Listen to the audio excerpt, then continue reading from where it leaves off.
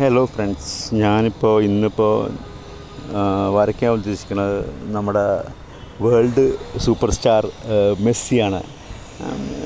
നമ്മൾ ഒരു അർജൻറ്റീന സൈഡാണ്, അതുകൊണ്ട് സ്വാഭാവികമായിട്ടും പുള്ളിയുടെ പടമാണല്ലോ ആദ്യം വരയ്ക്കേണ്ടതല്ലേ. ഒരു കട്ടൗട്ടാണ്. നമ്മൾ ഏകദേശം കുറച്ച് ഒരു വൈറ്റ് പേപ്പറിൽ ഡാർക്ക് ചെയ്ത് എടുക്കണതാണ്. ചെറിയ ചെറിയ തെറ്റുകുറ്റങ്ങളൊക്കെ ഉണ്ടാവാം, അങ്ങനെയല്ലേ പറയാമല്ലേ. പിന്നെ എനിക്ക് ഈ ലാസ്റ്റ് ഈ പുള്ളിയുടെ വരയ്ക്കുമ്പോൾ എനിക്ക് ഓർമ്മ വരുന്നത്, ഞാൻ ആലപ്പുഴയിലായിരുന്നു ഈ ഫൈനലിൽ നടക്കുമ്പോൾ, ഫ്രാൻസും അർജൻറ്റീനയും തമ്മിലുള്ള ഫൈനലിൽ നടക്കുമ്പോൾ. അപ്പോൾ ലാസ്റ്റ് ആ ഒരു ഷൂട്ട് ഔട്ടിൽ ഭയങ്കര അടിയായിരുന്നു. അടിയെന്ന് പറഞ്ഞാൽ ഞാൻ 2 ടീമുണ്ടായിരുന്നു നമ്മളവിടെ. ഫ്രാൻസ്, അതായത് ഇവരായിരുന്നു ആദ്യം ബ്രസീൽ ആരാധകരായിരുന്നു, അവർ പിന്നെ ഫ്രാൻസിലേക്ക് ചാടി. പിന്നെ ഒരു കട്ടക്ക് അടിയായിരുന്നു. അവസാനം എന്താ പറയുക, അവസാനം ബിരിയാണി മൊത്തം ഫുഡടിയൊക്കെ ആയിരുന്നു. രാത്രി നല്ല ഇതായിരുന്നു, ഒച്ചപ്പാടും ബഹളമായിരുന്നു.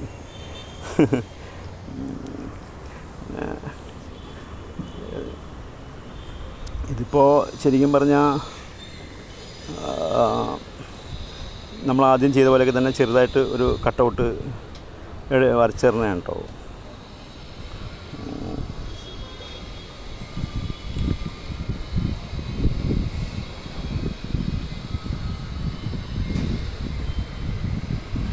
ഞാൻ ഉപയോഗിക്കുന്ന പെൻസിൽ 10B ആണ്. അത് കുഴപ്പമില്ല, അത്യാവശ്യം ഡാർക്ക് ഉണ്ട്. പിന്നെ പലതരം പെൻസിലുണ്ട് കേട്ടോ. ഈ ഒരു ഡാർക്ക് കളറിലെ പെൻസിൽ വരുന്നത് കുറച്ചും കൂടി ഡാർക്ക്നെസ് കയറി വരുന്നുണ്ട്. ക്യാമലിൻ്റെ വേറെ 3-4 അടുത്ത് പെൻസിൽ ഉപയോഗിച്ചിട്ടുണ്ടായിരുന്നു. അത് അത്രയും അങ്ങോട്ട് വെർത്തായില്ലിരുന്നു. ചെറിയൊരു ഗ്രേ കളർ പോലെ ഫീൽ ചെയ്യണത്.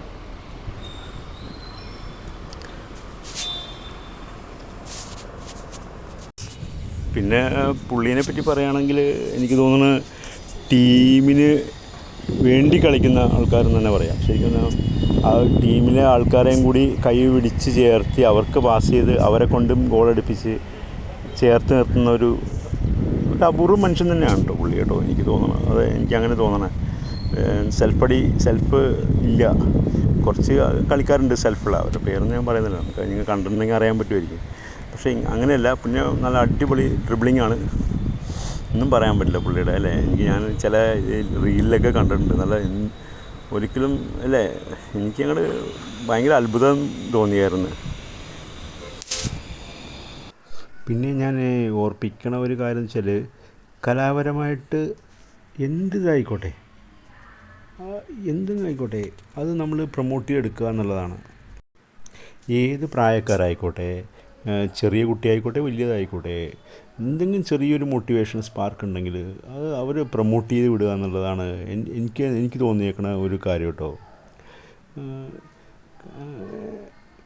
കാരണം എൻ്റെ ഒരു പേഴ്സണൽ അഭിപ്രായമാണ് കേട്ടോ ഞാനീ പറയണത്. പിന്നെ എന്ന് വെച്ച് കഴിഞ്ഞാൽ, നമ്മൾ നമ്മുടേതായ നിർബന്ധത്തിൽ പാരൻസ് ഒരിക്കലും കുട്ടികൾ പ്രഷർ ചെയ്യരുതെന്നാണ് ഞാൻ പറഞ്ഞത്. ഭയങ്കര ഓവർ പ്രഷറായി കഴിഞ്ഞ് കഴിഞ്ഞാൽ ഭയങ്കര ഒരു ബുദ്ധിമുട്ടായിരിക്കും, അവർക്കും ഭയങ്കര ബുദ്ധിമുട്ടായിരിക്കും.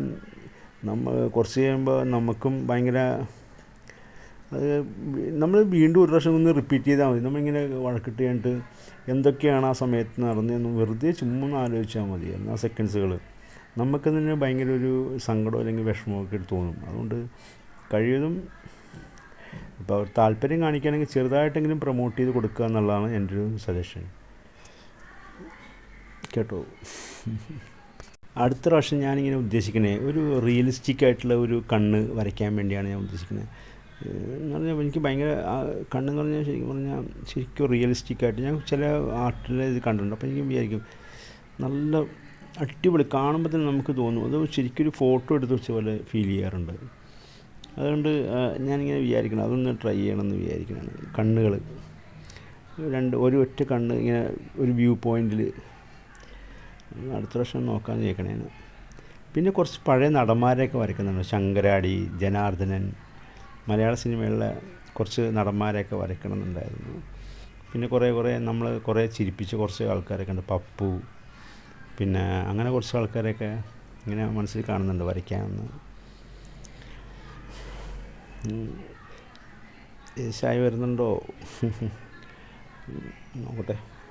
ഇതിപ്പോൾ ഫേസ് മാത്രമേ വരയ്ക്കുന്നുള്ളൂ, താഴെ ബോഡി പാർട്സ് ഒന്നും വരയ്ക്കുന്നില്ല, കഴുത്ത് ഉൾപ്പെടെ ഒന്നും വരയ്ക്കുന്നില്ല.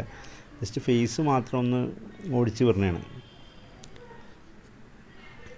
ഇതെല്ലാവർക്കും ചെയ്യാവുന്നതാണ്. കുറേ നേരം എൻ്റെ അഭിപ്രായത്തിൽ ആദ്യം നമ്മൾ ചെയ്യേണ്ട ഒരു ട്രിക്ക്, എനിക്ക് തോന്നുന്നത് ബേസിക് ഞാൻ ചെയ്യണമെന്ന് വെച്ചാൽ, ഒരു പടം കിട്ടിക്കഴിഞ്ഞാൽ നമ്മുടെ മനസ്സുകൊണ്ട് അത് വരയ്ക്കുക എന്നുള്ളതാണ്. കണ്ണ്, മൂക്ക്, വായ, ചുണ്ട്, ആംഗിൾ എല്ലാം നമ്മുടെ വെറുതെ കൈ കൊണ്ട് തന്നെ ഇങ്ങനെ വരച്ച് നോക്കുക.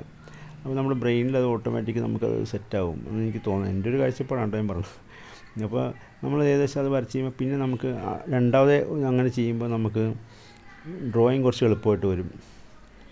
കുറച്ചും കൂടി ഫിനിഷ് ചെയ്യുമ്പോൾ കുറച്ചും കൂടി ലുക്ക് കിട്ടും.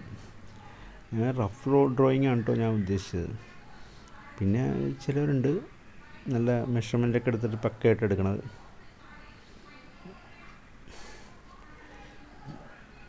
പിന്നെ ആയിരുന്നോ ഏകദേശം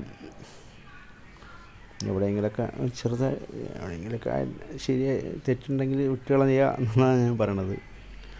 നമ്മളിങ്ങനെ ചെയ്തുകൊണ്ടിരിക്കുക, പ്രാക്ടീസ് ചെയ്തുകൊണ്ടിരിക്കുക. ഏത് വർക്കായാലും എന്തായാലും നമ്മൾ പ്രാക്ടീസ് ചെയ്യണം എന്നുള്ളതാണ് എൻ്റെ ഒരു ശരിക്കും പറഞ്ഞാൽ ഞാൻ പറയാവുന്ന ഒരു കാര്യമുള്ളത്.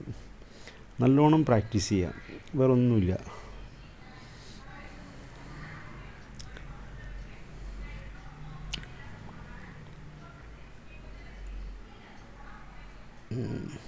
കുറച്ച് ടച്ചപ്പും കാര്യങ്ങളൊക്കെ ബാക്കിയുണ്ട്.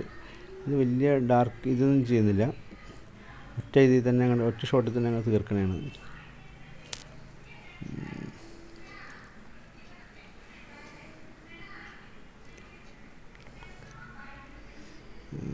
ഞാൻ ഫേസിലൊന്നും അധികം ഷെയ്ഡിങ് കൊടുക്കുന്നില്ല, ജസ്റ്റ് കട്ടൗട്ട് പോലെ തന്നെ ഏകദേശം.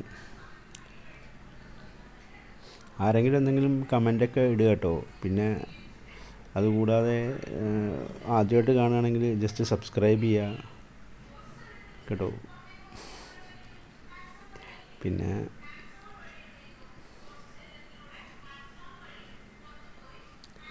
ഏകദേശം ആയിക്കൊണ്ടിരിക്കണം.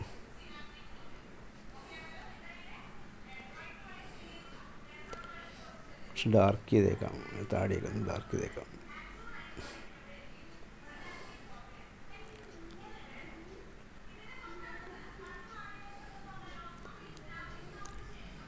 ഏകദേശം നമുക്ക് തീർക്കാൻ അല്ലേ ആയെന്ന് തോന്നണം. അത് ചെയ്തിട്ട് മെനക്കെടുത്തണ്ടെന്നാണ് ഇതാകണ്ട. ഏകദേശം ഇതൊരു ഡാർക്ക് കട്ടൗട്ടാണ്, വേറൊന്നുമല്ല. ഓക്കെ,